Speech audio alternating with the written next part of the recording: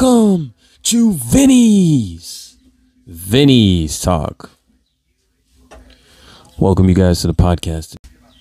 Today we are going to be talking about the Idaho 4 case. Rest in peace to the fallen. Rest in peace, Kaylee, Xana, Ethan, and Madison. What we know so far in this case is that there is a lot going on in the town of Idaho, and the killer is still out there, y'all. And things are just crazy because law enforcement is definitely working, but not releasing enough. The town is really becoming like how do you say this? On edge, because once they don't really want to say who made the 911 call. They don't really want to say who is the targeted attack. I mean, they say this is a target attack, right? But there is no target. I mean, for me personally, at first I thought it was a target attack, but then I'm like, the more I mean, I'm not saying that it's not, right, guys? Once again, these are just my opinions, my thoughts, my theories.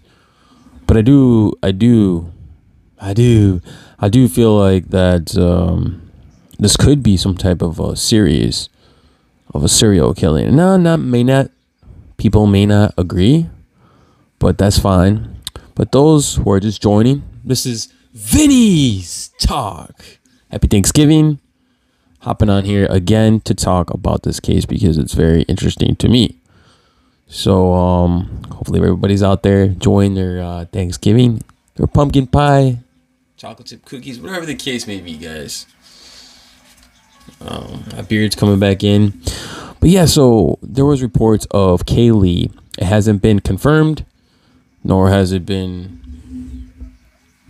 denied yet that she potentially before had a stalker and all this, but they're still investigating that, and that could be definitely something eye-opening for this case, but we don't know everything. And also reports of that there was a dog that was skinned, and that's pretty gruesome shit, right? I mean, to learn about that kind of stuff. But if you take a look at the timeline in this and how they went from being at this bar, and they were at this bar in Corner Clubhouse or whatnot, and had a few drinks. Maybe they were intoxicated. Maybe they were tipsy. Who knows? Could it be someone that had maybe was stalking them? And when I said that maybe she had a stalker before, I mean like maybe these people were staking these girls out, like watching them from afar. Because it kind of seems that way. You know what I mean? It kind of seems that way in this case. And, before they had left to go home, they stopped off at this food truck and got food. So there's a lot of things going on in this case. And a lot of people have questions to, who made that 911 call, and why not tell the public, police, why not tell the public who is the targeted person? This is going to ruin the investigation, police say. But I just feel like that, I don't understand. I just think it puts it more on edge. And we got a killer on the loose, y'all. The scene was very horrific. No one deserves these kind of things. Kaylee and Madison were best of friends. As you may see it in that food truck video where they were hanging out and they were having a good time together, and then all of a sudden their lives were just taken from them. So we have to ask ourselves and keep listening to law enforcement, but also sometimes when I listen to them, I'm just like, wow. And yes, they say to trust them, right? We have to trust them, but it's kind of too hard to keep that spirit alive when there's no answers. There's questions being asked, but there's no answers to follow this. When I started covering a case, especially in that Kylie Rodney case, I've always felt like that was foul play.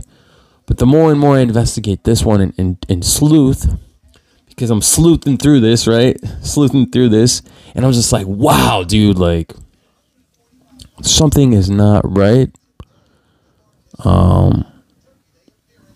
If you ask my honest opinion, someone knew something. Someone knew something. When I say that is, this killer's out there. And he killed 4 students. And which makes me think that this person's capable of doing it again. So, I don't know, man. But all I know is that, you know, there's a lot of things that happened that night. Beforehand, you know, maybe there was some type of thing that went down where we don't know about. But yeah, I'm still learning, still discovering this one. But it's crazy to me. And then the whole thing is, you know, you got the two roommates still alive. So what had led up to them when they got home, and beforehand that, and then we learned that the expansion of the crime scene from law enforcement yesterday. Investigators expanded the crime scene for not only the back where the wooded area was. So perhaps this dude, this person, whoever it was, came through the back, right? Or came in a way such as he kind of knew, or like a stealth type of killer. You know what I mean? If you guys catch my drift, it's like, this person kind of seems like he knew what he was doing. I mean, that's just the read I get. So these are the type of feels that I get from learning about this case and learning about, I mean, I still have so much more to learn about this. And, you know, just the fact that they don't really want to say too much. What was going on before this night, this tragic night? What was going on as far as watching your back and not knowing if someone was following them? Because maybe there was someone following them, they just didn't know. Like Kaylee and Madison might have had people that were not good for them. They didn't know about it. Also, that the fact that, you know, they had, you know, people there. I'm not saying it was like a total party, but from what I was hearing, that there was people in and out, 5 to 10 people there quite often. So maybe someone was watching their whereabouts and things of that nature. We don't really know about that, but that's just what I'm getting from that whole scenario. But that wooded area in the back, y'all, which got my attention, kind of like there's trees, you could be hidden, so it's kind of like sneak in really quick, do your business and sneak out. You know, so that is definitely raises a lot of questions.